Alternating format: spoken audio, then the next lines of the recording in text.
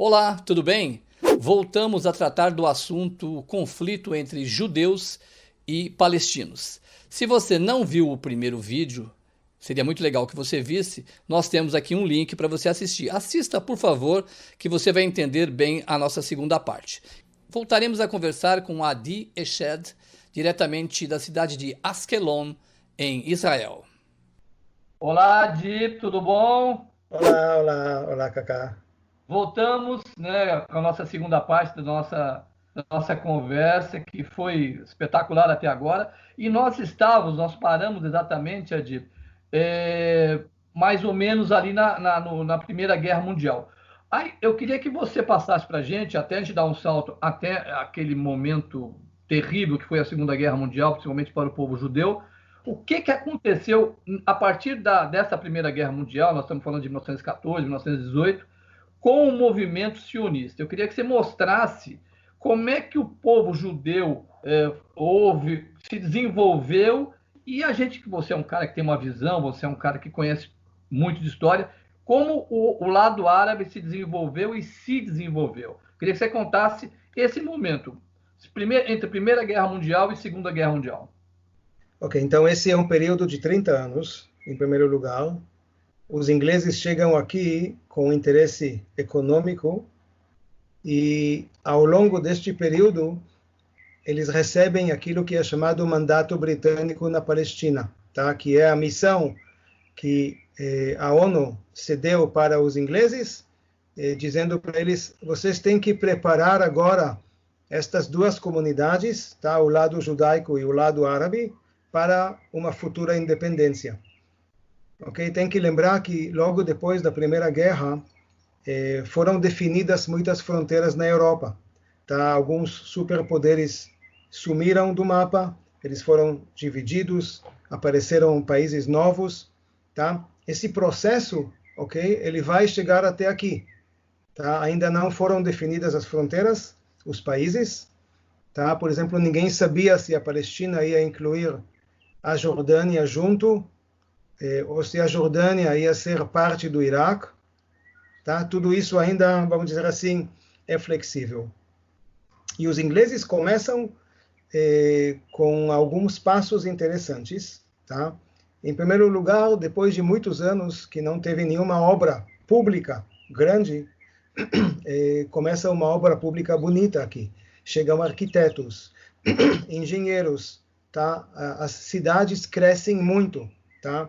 Cidade como Jaffa, tá? Que tinha um porto, cidade como Jerusalém, cidade como Tel Aviv, que desde o primeiro dia era uma cidade, ela não saiu de uma pequena colônia agrícola que depois cresceu e mudou. E aqui a gente pode fazer uma observação que o lado judaico evoluiu de uma forma muito mais acelerada que o lado árabe. Okay? O árabe, vamos dizer assim, muitas comunidades permaneceram no mesmo lugar, de uma aldeia, as casas são feitas de barro, okay? Algo muito tradicional e antigo. Okay? E, pelo outro lado, muito judeu veio da Europa, tá? Vieram de cidades europeias, com conhecimento de organização urbana, etc. Então, as coisas aconteceram muito mais rápido. E o entendimento que tinha entre judeu e inglês, pelo menos no começo, era bem maior. Eu vou dar um exemplo. Os ingleses pensaram que seria correto mandar um governador judeu para cá. Tá?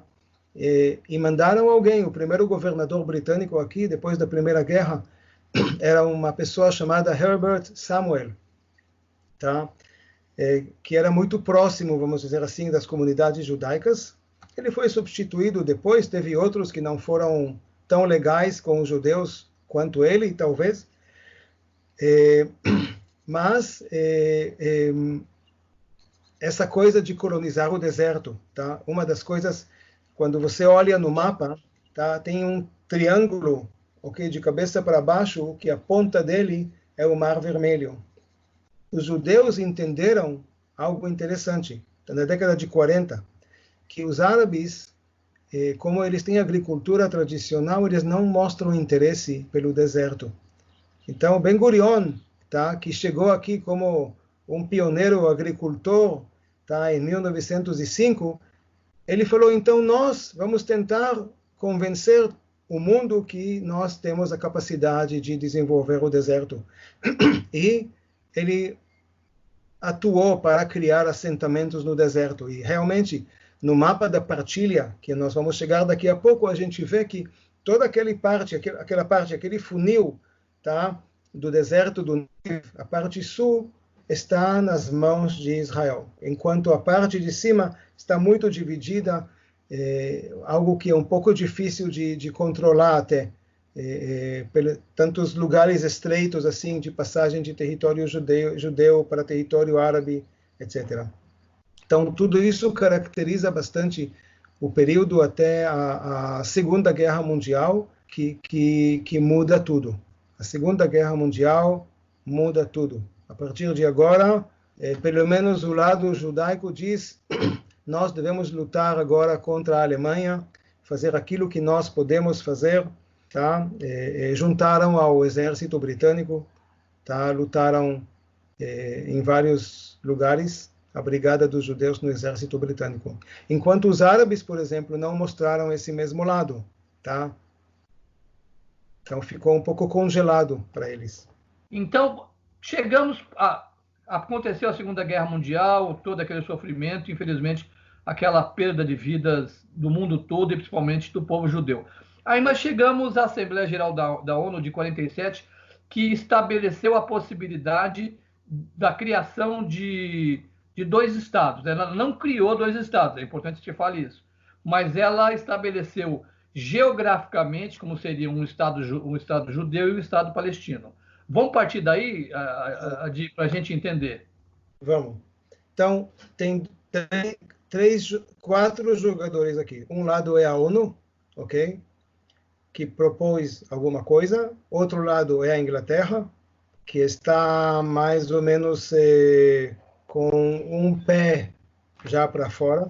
Tem uma pressão pública enorme, mais ainda depois da Segunda Guerra, para voltar os soldados para a Inglaterra. E tem o pessoal que mora aqui, tá? O lado árabe e o lado judeu, que também já estavam, vamos dizer assim, não aguentando mais os britânicos aqui, tá? Os próprios britânicos sofreram muito, vamos dizer assim, tanto dos árabes quanto dos judeus. E aí chega mais uma declaração importantíssima. Isso é conhecido como a decisão da partilha. E naquela reunião, depois de um esforço, vamos dizer assim, político bem grande, tomaram esta decisão depois de várias delegações que pesquisaram aqui, entrevistaram, decidiram que região que tem mais árabes vai ser uma região árabe, região que tem mais judeus vai ser uma região de judeus. Tinha alguns princípios, vamos dizer assim, que eles seguiram. E os judeus abraçaram satisfeitos a proposta da ONU. E essa decisão da partilha também falou que os ingleses devem sair até um dia tal. E é o que aconteceu. Então, infelizmente, o lado árabe não aceitou a proposta da ONU e começou uma guerrilha aqui. Então, desde o princípio, houve até o Oswaldo Aranha, que presidiu aquela assembleia, né, o brasileiro, desde o princípio que houve uma reunião que provavelmente tinham judeus, tinham árabes, tinha a ONU, né, houve uma discussão sobre isso, quer dizer, não nasceu do nada. Então, desde o princípio, os judeus aceitaram o que foi proposto, mas os árabes não.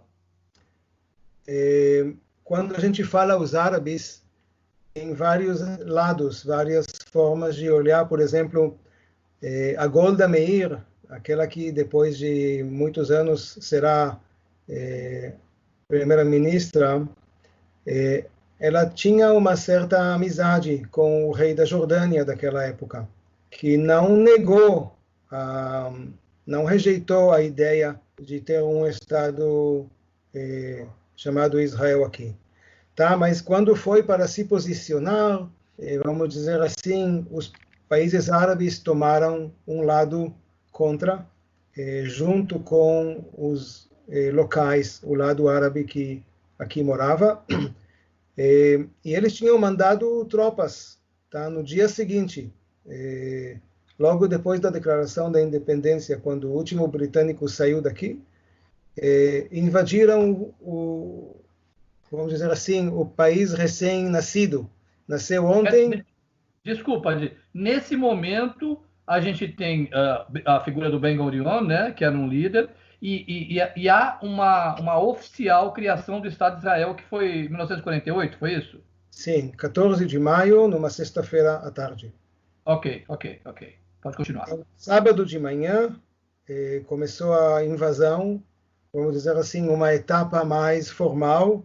Se até agora foi guerrilha, a partir de agora vai ser uma guerra de um exército mal preparado e mal equipado, que praticamente não tinha exército, nós não tínhamos um exército, e o Egito no sul, a Jordânia e o Iraque no leste, e a Síria e o Líbano no norte.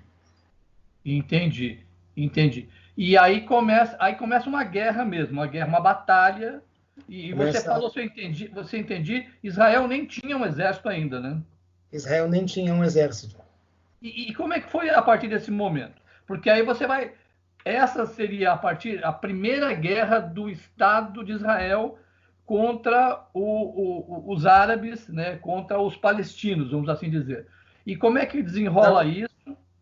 Os palestinos eram o lado menos forte nessa guerra. O lado mais forte foram tanques e aviões egípcios, soldados jordanianos, tá? Nós não tínhamos o equipamento que eles tinham. Isso é uma coisa interessante, tá? Os ingleses declararam a sua saída, ok? Dia 14 de maio, nós vamos oficialmente sair daqui. E Ben Gurion, com seu governo provisório que ele tinha montado, avisou, pessoal, no dia da saída dos ingleses, eu vou declarar a independência. Aí falaram para ele, Ben Gurion, mas você está louco. Nós não temos como lutar contra tantos países em volta que têm exército organizado.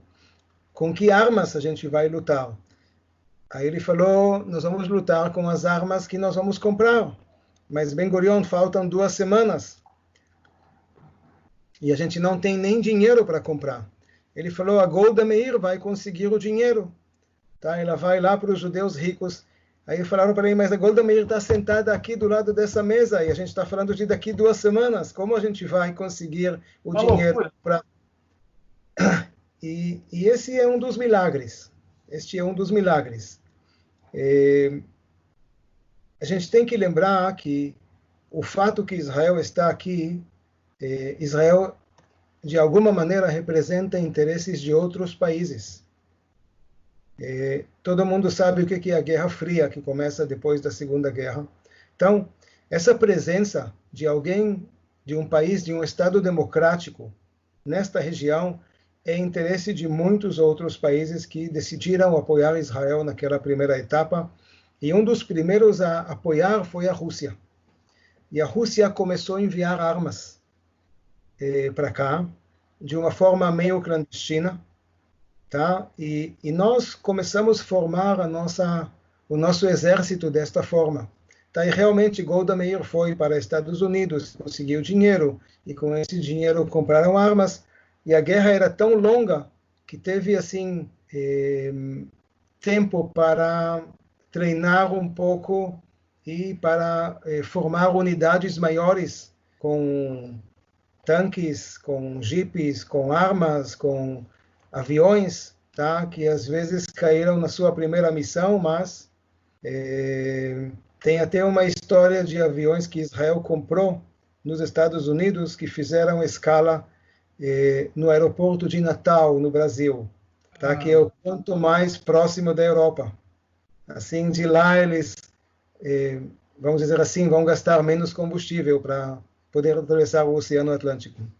Ok. Você falou uma coisa importante que eu já ouvi alguns historiadores e até jornalistas falando sobre um dado significativo. Nós vivemos no Brasil com suas dificuldades na nossa democracia, que é uma democracia jovem também, depois da ditadura militar, etc. e tal, que inclusive já foi tema aqui do nosso canal. Me corrija se eu estiver errado. Nós temos Oriente Médio e Israel cercado por países árabes, seja Palestina, seja Líbano, etc. Israel é o único país que tem uma democracia estabelecida, Adi? Sim, desde o primeiro dia. No texto da Declaração da Independência, fala que todas as minorias terão os seus direitos iguais de viver no Estado de Israel. Entendi. Isso é uma coisa significativa, né? E aí você falou de um começo, efetivamente, de uma guerra.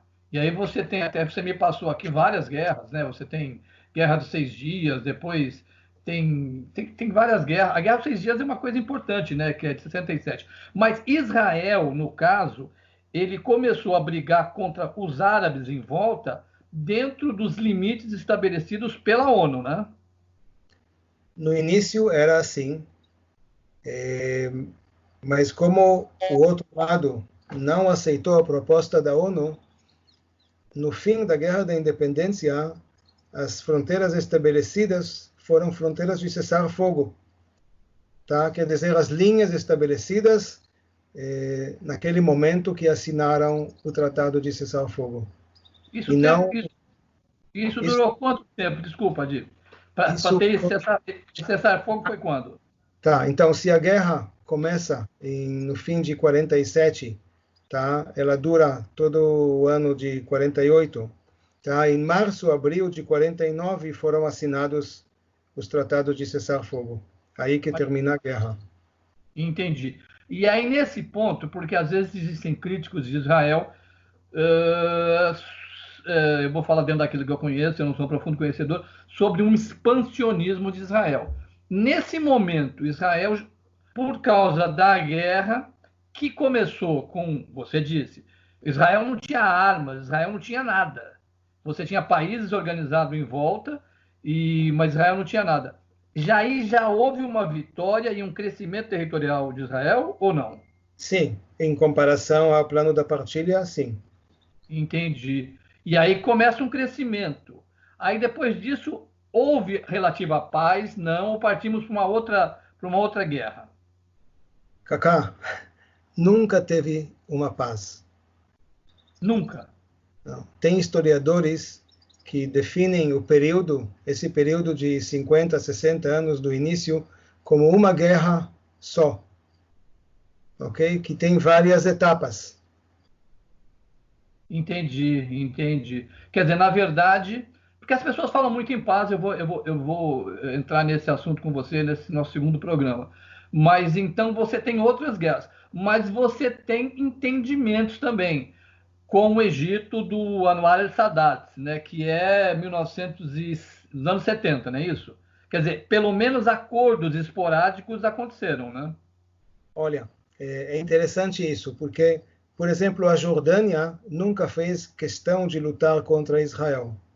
Em 67, o rei da Jordânia era jovem. Ele não aguentou, vamos dizer assim, a pressão síria-egípcia e ele entrou na guerra contra Israel. Em 73, ele não entrou mais. Entendi.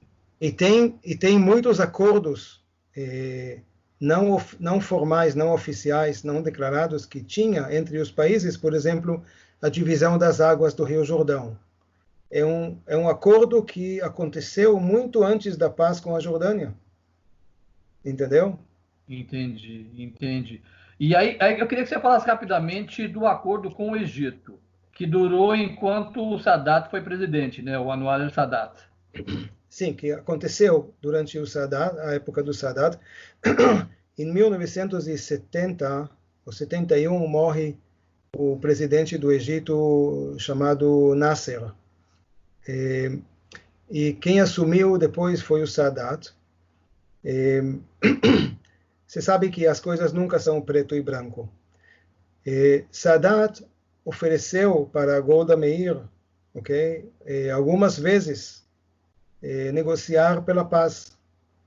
Só que a opinião pública em Israel não estava ainda pronta para negociar.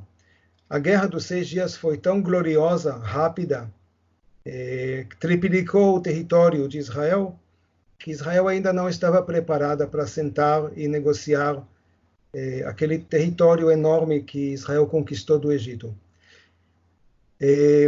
Então, a responsabilidade naquele caso fica um pouco do nosso lado também. E aí Sadat falou, se eu não conseguir negociar com Israel, eu vou ter que abrir guerra.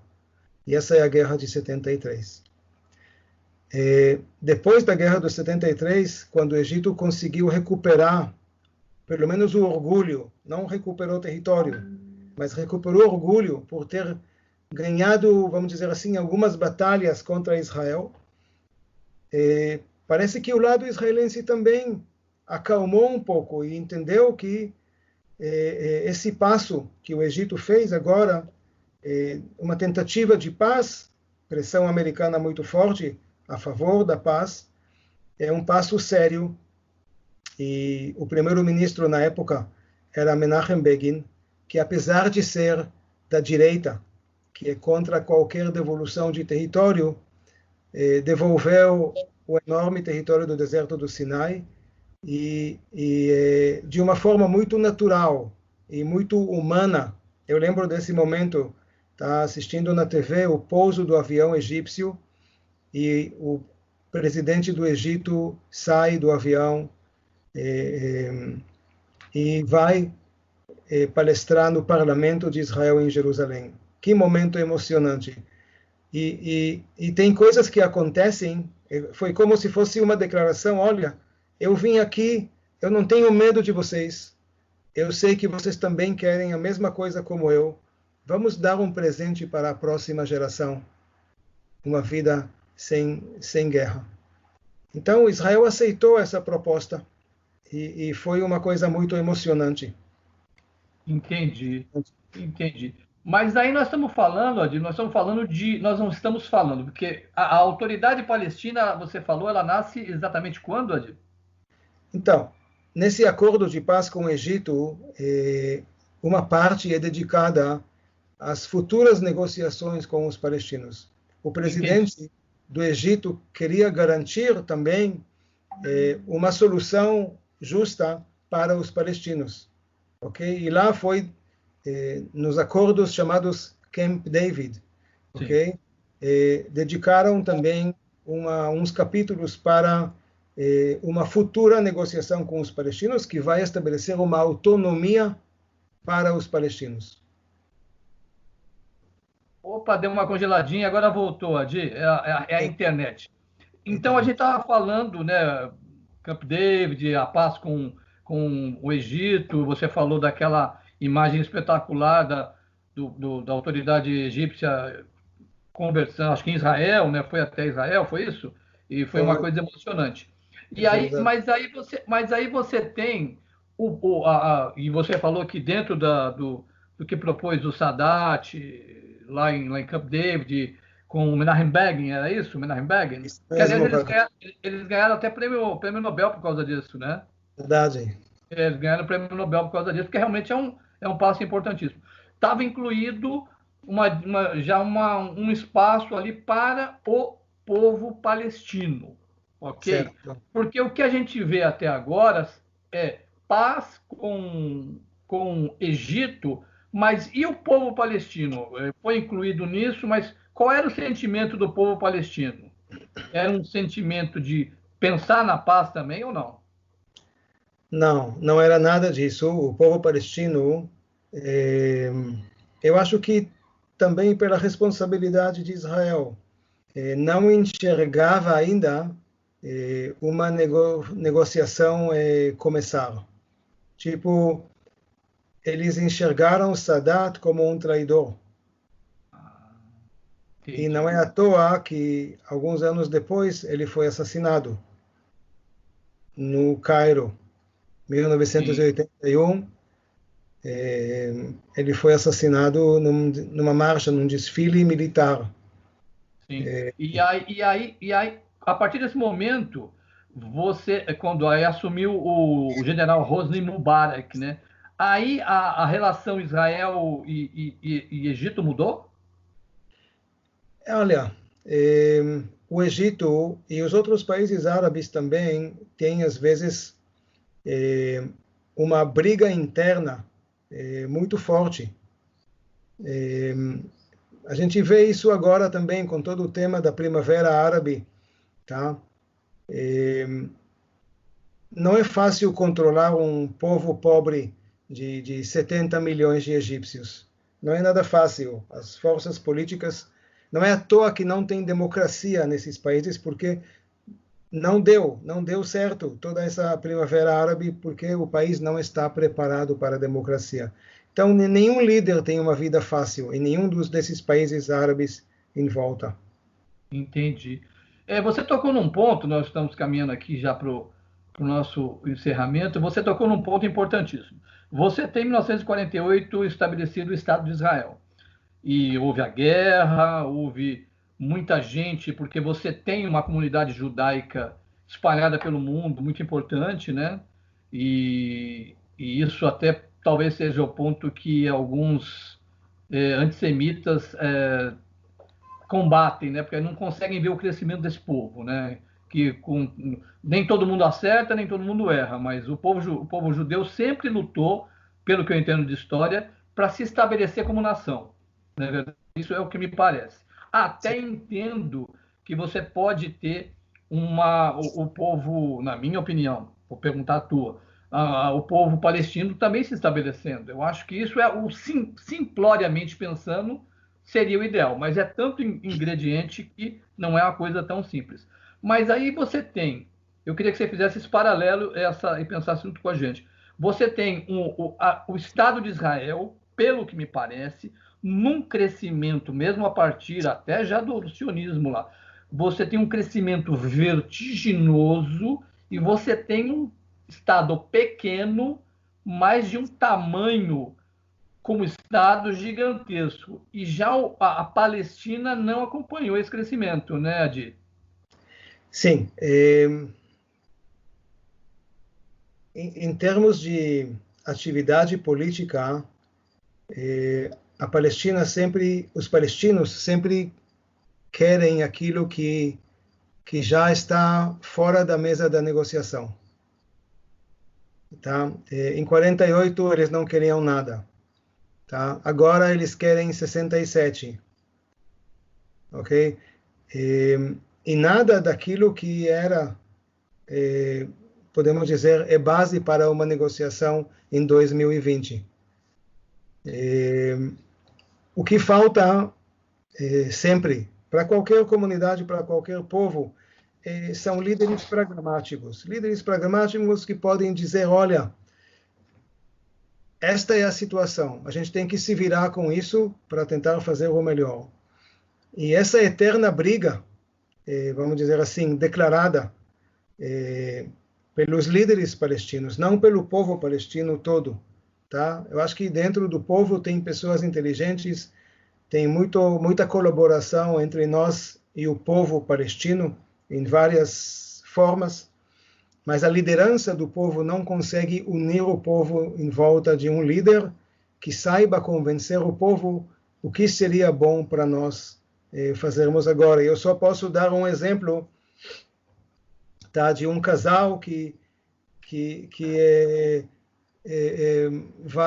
nunca vai conseguir se separar, tá? É uma eterna briga entre os dois, ok? E os dois ficam sofrendo ao longo dos anos, tá? Em vez de dizer, olha, vamos definir cada um a nossa casa, você vive na sua, ok? Eu vivo na minha. E essa briga não vai dar, não vai sair bem para os dois lados. Para nós, como Israel, como nós somos o lado mais forte, a coisa é mais fácil. Eles são, infelizmente, o lado mais pobre. Então, para eles, o dia a dia, tá, é muito complicado. Inclusive economicamente, Sim, existe principalmente, uma diferença, né? eles dependem da nossa economia, porque a economia, a nossa também é pequena. Imagina a deles, tá? O consumo é muito menor do que aqui. A indústria que eles têm lá é pequena e também não está conseguindo evoluir pelo fato que a liderança, que o governo, desculpa, que o governo é pobre, então ele não tem como investir para fazer a economia evoluir mais. Então, o que acontece é que cada dia centenas de milhares de palestinos chegam para trabalhar em Israel. Sempre foi Entendi. assim, ok? Sempre foi assim. E aqui Entendi. eles ganham mais. Eu vou lhe fazer uma pergunta. Você deseja, eu imagino que provavelmente deseja. São duas coisas diferentes, hein? Você deseja a paz, mas você acredita na paz? Olha, eu acho que tudo é possível. Você não pode desistir antes de tentar. Tá? Um dos meus argumentos contra o governo atual de Israel, tá? Eu sou israelense, eu votei para um governo. Cada dia que você acorda de manhã, você tem que perguntar o que eu fiz, o que eu vou fazer hoje para avançar com a paz. E essa pergunta eles não se perguntam. Por isso que estou triste. Mas a mesma coisa acontece do lado deles. Ou seja, lá também não tem um líder suficiente forte que consiga fazer este passo. Tá? Eu acho que os dois povos não perderam a esperança, não perderam. E eu acho que nunca é tarde demais para parar um conflito. Nunca é tarde demais. De fato, existe grande colaboração entre os dois governos, o governo palestino, da autoridade palestina, e o governo de Israel. Tá? Bem quietinhos, tem diálogo, especialmente sobre a segurança, e todo mundo sabe que qualquer incidente, qualquer atentado pode estourar e se transformar num conflito que os dois lados vão sofrer muito. Agora, se sabe que quando você chega em casa, você fala para sua mulher: olha, amor, meu carro quebrou. Você nunca chega em casa e diz para ela: olha, amor, meu carro está ok. Então, os noticiários, eles sempre mostram os problemas. Tá? Eu acho que uma das coisas que todo mundo pode fazer é também mostrar as coisas boas que acontecem, a colaboração, o fato que tem empresas de high-tech israelenses que empregaram palestinos que trabalham da cidade de Ramallah, tá? Com alta tecnologia, tá? Porque tem pessoas capacitadas do lado de lá. E tem muita coisa boa que acontece, e esse lado também a gente tem que procurar ver, tá? Porque ninguém vai mostrar esse lado para nós. Entendi. E desculpa, cara, o assunto sempre é uma última pergunta. Mas está distante. Israel é provavelmente a maior potência econômica, militar. É, provavelmente, a gente já conversou sobre isso, provavelmente numa guerra total Israel não perde, correto? Mas você acredita em algum momento, ou está muito distante da gente ter também um Estado palestino, Adir? Eu acho que está distante. Eu acho que o nosso maior aliado, que é os Estados Unidos, está atuando de uma forma errada, muito desequilibrada, que não gera confiança no lado palestino. Então, se alguém quer intervenir e ajudar em montar um acordo, ok, ele não pode mostrar uma política unilateral a favor de um lado, entendeu? Porque aí ele queima todo o relacionamento que ele tinha, desculpa, com o lado dos palestinos. Então, até não ter uma mudança de governo lá nos Estados Unidos, tá? Por exemplo, o Obama, ele foi muito criticado aqui em Israel sempre, tá? Mas eu acho que ele tinha uma visão mais equilibrada do que o Trump. E nesse caso, o que está acontecendo agora não vai chegar em lugar nenhum, na minha opinião. Tá? Quem está atualizado com o que talvez vai acontecer em julho com a implementação das leis israelenses nos assentamentos israelenses na Cisjordânia, eu duvido se isso realmente vai acontecer. Eu acho que tudo isso é para a política interna de Israel e não vai acontecer. Perfeito, Adi, perfeito. Foi uma aula, a gente já está encerrando, a gente está pré-marcando uma entrevista para falar daquela coisa terrível que foi a Segunda Guerra Mundial para o povo judeu. E dentro do meu conhecimento, eu concordo com você, que aqui no Brasil também a gente tem, que aliás é muito alinhado com sem críticas nenhuma ao presidente Trump, mas eu acho que enquanto a gente tiver líderes que sejam extremados, a gente tem que ter gente centrada para falar em paz, né? Então eu acho que é o que você está falando, e você é um judeu, é um israelense, você ama a sua pátria, e você tem, você no seu coração, eu sinto que você gostaria, como provavelmente a maioria gostaria de ter a paz, mas enquanto as pessoas forem extremadas, não vai haver. Adi, eu lhe agradeço muito e espero você para a nossa próxima conversa. Muito obrigado, viu? Muito obrigado, Cacá, e tenha um ótimo dia.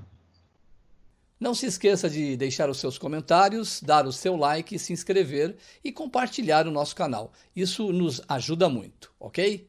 Muito obrigado e até o nosso próximo vídeo.